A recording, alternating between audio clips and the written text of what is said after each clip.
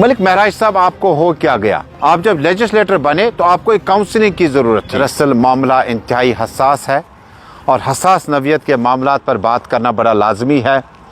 और पीछे 24-48 घंटे में जम्मू कश्मीर की सियासत में एक ऐसा बयान जिसने करीबन सियासी हलकों में एक बात ज़रूर सामने लाई कि एक लेजिस्लेटर का असम्बली तक पहुंचने से पहले उसका काउंसलिंग का पीरियड बड़ा ज़रूरी है।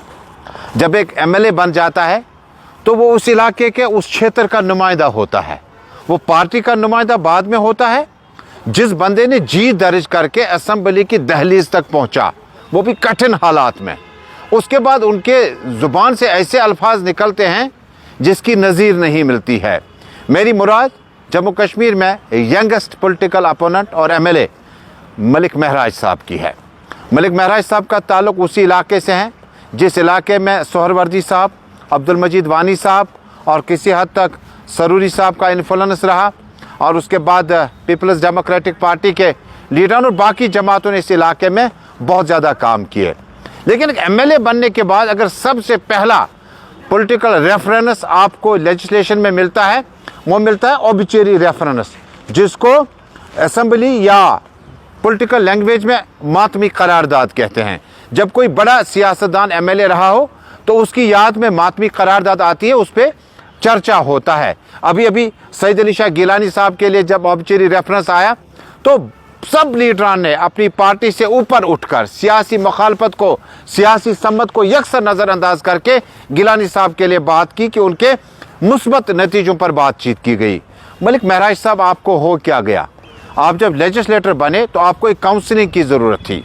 आपको, हमने देखा कि एक यंगेस्ट एमएलए है, शायद और लोग जो है इससे मुतासिर हो जाएंगे और सियासत, जो मुफ्ती साहब कहते थे बारहा, मेन स्ट्रीम पॉलिटिक्स जो है, इसमें आकर आप कंट्रीब्यूट कर सकते हैं। और जब लीडर चला जाता है इस दुनिया से, उसके लिए बात उसके हक में की जाती है। और आपने जिस तरह से लफ्ज़ों का इस्तेमाल किया, आपको बिल्कुल इस चीज़ का एहसास ही नहीं रहा कि आप जो बोलने जा रहे हैं वो किस तरह आपको लोगों में किस तरह से हजम हो जाएगा। आपके अपने लोग डोडा और बाकी अपनी कॉन्स्टिट्यूएंसी में मुफ्ती साहब के कितने मदा है। जब आप उनके अगेंस्ट बोलना शुरू करेंगे तो अगली बार आप चुनाव में कैसे आगे लोगों के पास जाएंगे? अगर आपने किसी के कहने पर बिना कोई पॉलिटिकल मुबस्सिर को कंसल्ट करके आपने इन बातों का इजहार किया तो आपको माफ़ी मांगनी चाहिए और अपने लफ्ज़ों का इस्तेमाल ज़रा थोड़ा सा ठहर कर करना चाहिए था। लेकिन लगे हाथ मुफ्ती साहब से मुतल्लिक अगर आपने सबसे पहले लेजिस्लेटर का, मैंने कहा कि जब वो असेंबली जाता है, काउंसिल जाता है, तो किताबों का मुताला ज़रूर करें और पढ़ने में कोई कबाहत नहीं है। अगर आप किताबों का मुतालबा करेंगे तो आपको मुफ्ती साहब के बारे में, जम्मू कश्मीर के तीनों खित्तों की यकसा तरक्की के लिए मुफ्ती साहब ने जो रोल अदा किया उसके बारे में आपको जानकारी होगी। इसी तरह से मुफ्ती साहब ने गुलाम शाह बादशाह यूनिवर्सिटी बनाई।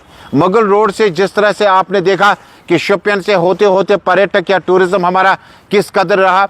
और मुफ्ती साहब को इन खतों में जब आप राजौरी, पुंछ, पीर पंचाल और बाकी जगहों का जिक्र करेंगे तो आपको पता चलेगा कि पीपल्स डेमोक्रेटिक पार्टी के बानी, साबिक वज़ीर आला, साबिक वज़ीर दाखिला मुफ्ती साहब के रोल को आपने जिस अंदाज से पेश किया वो अबस है, झूठ है, गलत है। बहरहाल सीखने में और सुनने में कोई कबाहत नहीं होनी चाहिए। मुफ्ती साहब ने जम्मू कश्मीर में जिस वक्त सियासी मैदान में आए, मरकज़ की सियासत को छोड़कर जम्मू कश्मीर आए, हम लोगों से पूछेगा जो हम इस एज से गुजरे हैं, क्रैकडाउन, कर्फ्यू, एसओजी, किस तरह से इंसान को वो कहते हैं वो इज़्तिराबी कैफियत थी, बहुत परेशानी का माहौल था। और इस परेशानी के माहौल से मुफ्ती मोहम्मद सईद साहब ने सबको निकाल दिया, चाहे वो नेशनल था, कांग्रेस था, पीडीपी था, तब का बीजेपी था या आज का बीजेपी है। मुफ्ती साहब के रोल को जब आप गिनते हैं तो आपको इस तरह से इन लफ्ज़ों का इस्तेमाल नहीं करना चाहिए। महराज साहब, आप एक उभरते हुए सियासतदान हैं। आपने उस पार्टी के चुनाव निशान का इस्तेमाल करके अपने साथ यंग फ्लॉक को अपने साथ चलाया और उसके बाद जीत दर्ज करी। लेकिन असेंबली में आने के लिए आपकी लैंग्वेज अलग होनी चाहिए और आपकी लैंग्वेज, ये जिस अंदाज में, जिस स्टाइल में आप चल रहे हैं, ये लेजिस्लेटर की लैंग्वेज नहीं हो सकती है, ये एक आम साधारण सरपंच की हो सकती है। मुझे लगता है कि देर आए दुरुस्त आयत, अगर आप तक या बाकी लोगों तक जो आपने ओपिनियन देखी, जनाब वो कौन है, जनाब मरने का, आपने कौन से लफ्ज़ इस्तेमाल किए? शेख साहब के साथ पॉलिटिकल अपोनेंट्स अपनी तरफ से अपनी बात रखते हैं। मुफ्ती साहब के साथ भी किसी का सियासी मुखासमत हो सकती है, लेकिन लफ्ज़ों का इस्तेमाल ये नहीं होना चाहिए था जिस अंदाज से आपने लफ्ज़ों का फेरबदल करके मुफ्ती साहब की शान में जो आपने गलत अल्फाजों का इस्तेमाल किया। यकीनन इससे कल का नया जो पॉलिटिकल कमिटर जो अभी यूनिवर्सिटी में है, जो फैकल्टी मेंबर है, जो सियासत में आना चाहता है, उसके लिए आप रोल मॉडल नहीं बल्कि आप एक डिजास्टर साबित हो सकते हैं। मैं यकीन करूंगा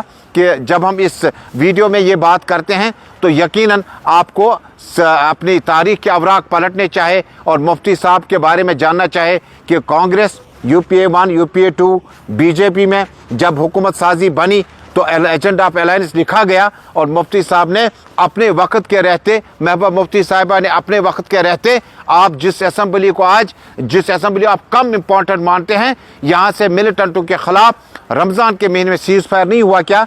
गिलानी साहब के घर तक पार्लियामेंट डेलीगेशन नहीं पहुंचा? इंटरलोक्यूटर मुज़ाकरातकार अंजानी दिनेश्वर शर्मा को तैनात नहीं किया गया? 11,000 बच्चों के FIR वापस नहीं लिए गए? और जो रिक्रूटमेंट स्कैम हुआ करते थे उसमें ट्रांसपेरेंसी नहीं लाई गई क्या?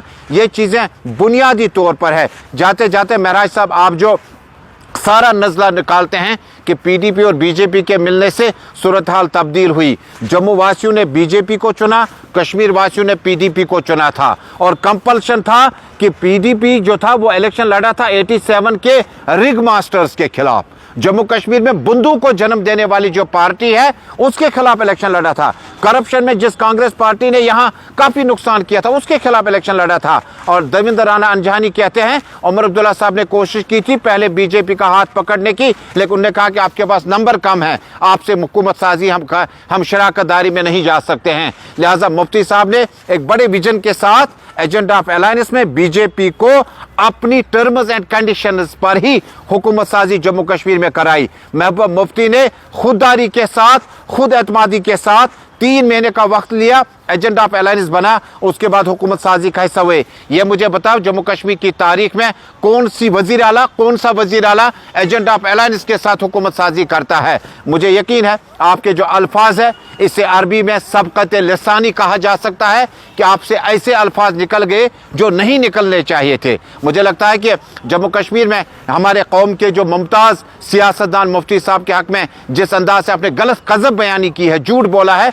आपको एहसास ज़रूर होगा। और सियासत में आगे बढ़ने के लिए आपको रफीकों की ज़रूरत है। दुश्मनों के सफ़ों में अगर आपने और ज़्यादा इजाफा किया तो आपकी इनफरादी सियासत और इज्तिमाई सियासत कमज़ोर पड़ जाएगी।